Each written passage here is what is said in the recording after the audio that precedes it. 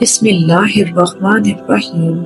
شروع اللہ کے نام سے جو بڑا مہربان نہایت رحم والا ہے۔ مدینہ کے اندر ایک نوجوان بالا کا حسین تھا۔ دو شیزائیں اس کے حسن پر بے پناہ لٹو تھیں۔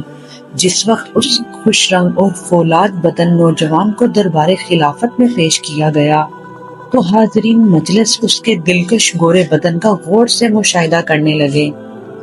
اس جوان سال کا قدرے بڑا سر، خوبصورت چوڑی پیشانی اور اس پر لٹکے ہوئے خمدار سیاہ بال، ہلکی باریک بھویں، دراز پلکیں، سرمگی آنکھیں، خوشنما خسار، نازک ہونٹ اور اولوں جیسے شفاف دندان اور خوشنما دبلا پیٹ اور چوڑا سینہ اور چاند سے بڑھ کر چہرہ دیکھنے والوں کی آنکھوں کو حیران و پریشان کر رہا تھا۔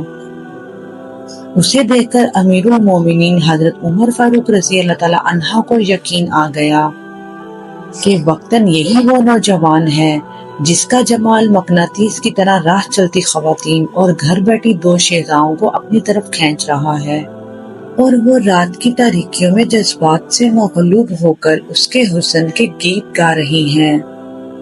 آپ نے خواتین کو اس کے دلربا حسن کے فتنے سے بچانے کے لیے اس کا سر مڑنے کا حکم دے دیا۔ اس بیچارے کو بارگاہ خلافت کا حکم ٹالنے کا یارانہ نہ تھا، اس لیے یہ حجام کے آگے بیٹھ گیا اور اپنا سر منڈوانے لگا۔ جب وہ سر منڈوا چکا تھا، اس کی پیشانی یوں نمودار ہوئی کہ گویا وہ چاند کا ٹکڑا ہو، اور وہ پہلے سے بھی زیادہ خوبصورت نظر آنے لگا۔ یہ دیکھ کر آپ نے دوسرا حکم جاری کیا کہ اس کے سر پر امامہ پہنایا جائے۔ چنانچہ وہ امامہ پہن کر مزید خوبصورت نظر آنے لگا۔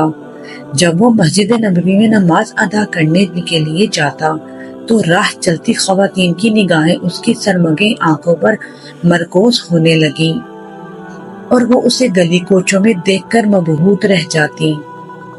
یہ دیکھ کر حضرت عمر رضی اللہ تعالیٰ عنہ نے حکم دیا کہ اے نوجوان، تم اس شہر میں نہ رہو اور بصرہ چلے جاؤ۔ اس نے وجہ پوچھی تو آپ نے صرف اتنا ہی جواب دیا کہ یہ میرا حکم ہے، اور مزید کچھ نہ بتایا۔ اس بیچارے نے بارگاہ خلافت کے حکم کے سامنے سر تسلیم خم کر دیا، لیکن اسے سمجھ میں نہ آ رہا تھا کہ اس کے ساتھ ایسا سلوک کیوں کیا گیا۔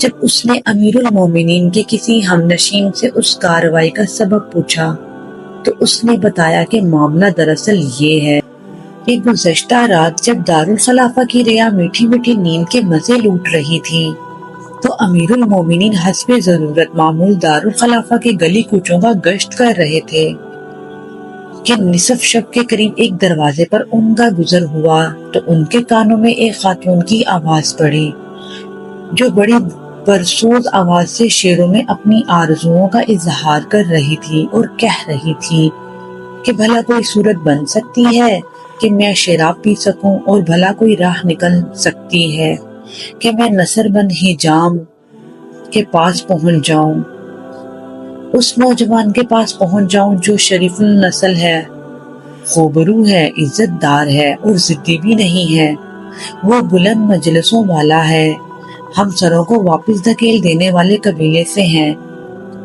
قابل دید جوانی میں قدم رکھ چکا ہے، اس کا چاند سا مکھڑا تاریک رات کو جگمگا دیتا ہے۔ جو ہی آپ کے کانوں میں یہ اشار پڑے تو فرمایا، اچھا میرے ہاں اس شہر میں ایسا نوجوان بھی ہے کہ اگر اس کی خوبصورتی کو مصنوعی طریقے سے کم نہ کیا گیا تو خواتین کے بہک جانے کا خطرہ ہے۔ چنانچہ انہوں نے اپنے خیال میں تمہاری خوبصورتی کو کم کرنی چاہیے تو تم پہلے سے بڑھ کر خوبصورت نظر آنے لگے، اور انہیں حساس رپورٹیں ملنے لگیں، اور وہ سوچنے لگے اگر اس پاکیزہ دل نوجوان کو یہاں رہنے دیا گیا تو یہ کسی دن کسی کی تیر نگاہ کا شکار ہو جائے گا، اس لیے انہوں نے آپ کو بصرہ بھیجنے اور وہاں بسانے کا پروگرام بنایا ہے، لہٰذا اللہ کا نام لیجئے اور رخت سفر باندھ لیجئے۔ امیر المومنین آپ کو بصرہ بھیجنے کا ارادہ کر چکے ہیں اور وہ اس ارادے سے ٹلنے والے نہیں۔ چنانچہ وہ نوجوان بصرہ چلا گیا۔ ناظرین، ویڈیو اچھی لگی ہو تو چینل کو لائک اور سبسکرائب کر دیجیے گا۔ جزاک اللہ۔